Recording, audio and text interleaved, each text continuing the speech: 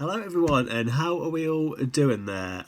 Welcome back. My name is Andy, and this is going to be the next one in our series of vlogs that we've been doing for Converge Creative Writing Online. So this one is going to be on structure.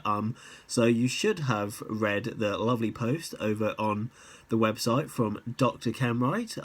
If you haven't, then please check that out now, but I know a lot of you probably will have found me after you have read Helen's post, so it'll be from the link at the bottom. So check that out if you haven't, guys, and we'll get started with this week's video. So it's going to be on structure. So mainly focusing here, guys, on sentence structure.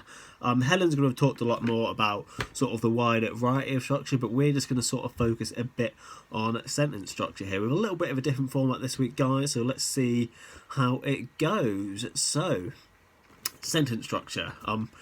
You know, is there a perfect sentence? You know, you can have a sentence that's good, a sentence that's short, kind of. Sentences can be sort of what you need them to be, which sounds a bit very broad and not very sort of specific. But we're going to look through a couple of examples today and show you sort of how words within sentences can really sort of make a difference for the reader.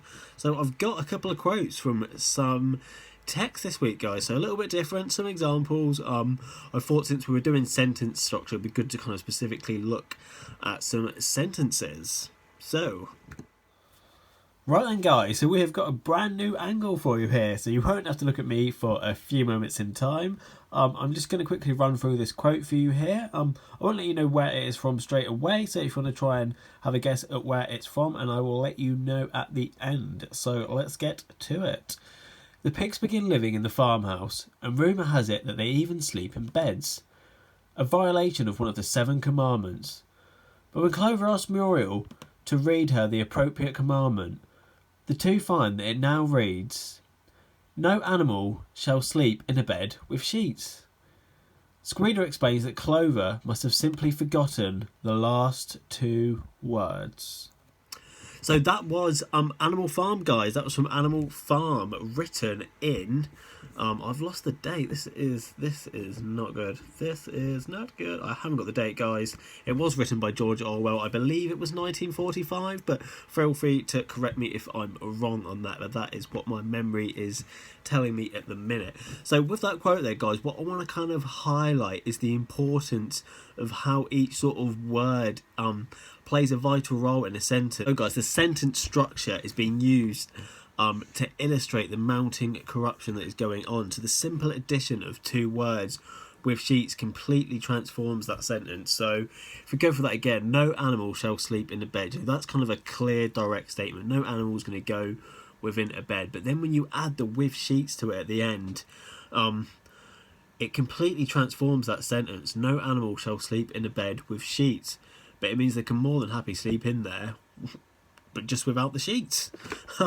So just that sort of powerful word. So really focus in on your sentences, on the specific words, you know, and what are they doing? You know, can I add anything to that sentence to completely change the sort of twist on how it's proposed to the author, you know, or vice versa, you know, have you got words in there which aren't adding anything to the sentence? You know, it just really kind of, I really like that example. It just shows the importance of how 2 words can completely change the meaning of something. So really sort of home in on your specific sentences and the words within them this week, guys. You know, can you add anything in there to try and convey your meaning a bit more? It doesn't have to be too sort of overcomplicated in depth, you know. With sheets, it's sort of have that in your mind this week, with sheets, when you're sitting down to do your writing. Now I've just got one more quick example for you.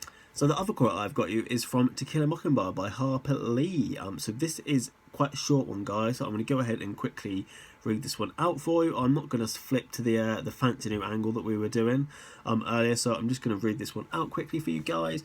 So people generally see what they look for and hear what they listen for. So I'm going to read that again and sort of just really break it down for you. So people generally see what they look for and hear what they listen for. So there's quite a bit of repetition going on there.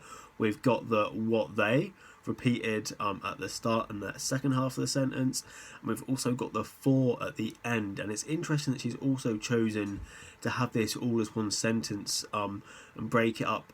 So after the first for, there is a comma, which I didn't read out, which I should have done.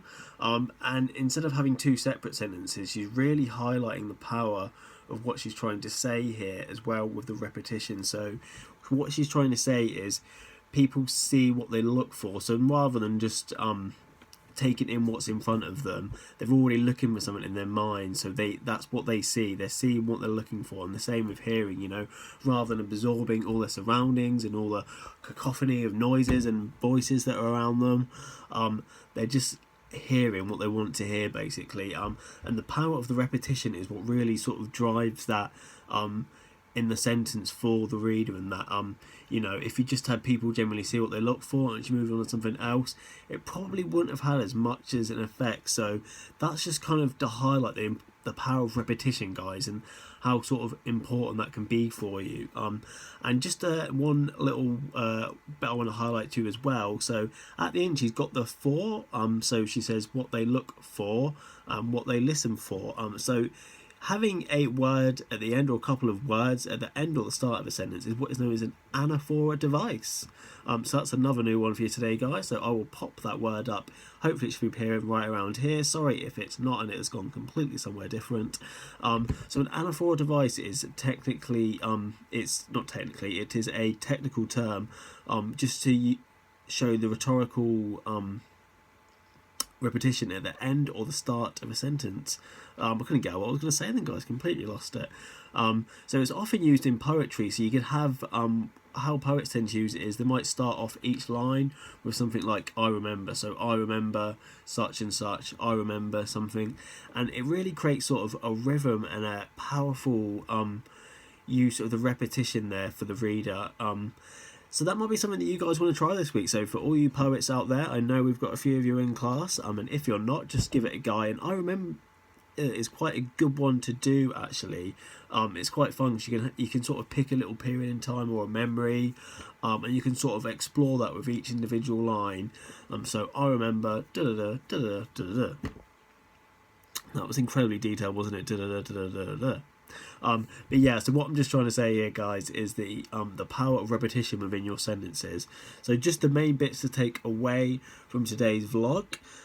So the power of each individual word. So when you're going through your writing this week, maybe have a little look at some sentences, you know, and what words can you add or take out into that structure to really really enhance that. So with sheets, remember, with sheets, that will be the one from that bit today, and the other bit is just repetition. So what can you use in terms of repetition within your sentences to highlight something to the reader, and have a go at that sort of poetry exercise if you fancy having the I remember at the start. That will be a good one to have a go, guys. So if you do have a go, feel free to post anything you've got down below in the comments. I would love to hear from you. So take care, everyone. That is it from me this week, and I will see you all next week. Bye, guys.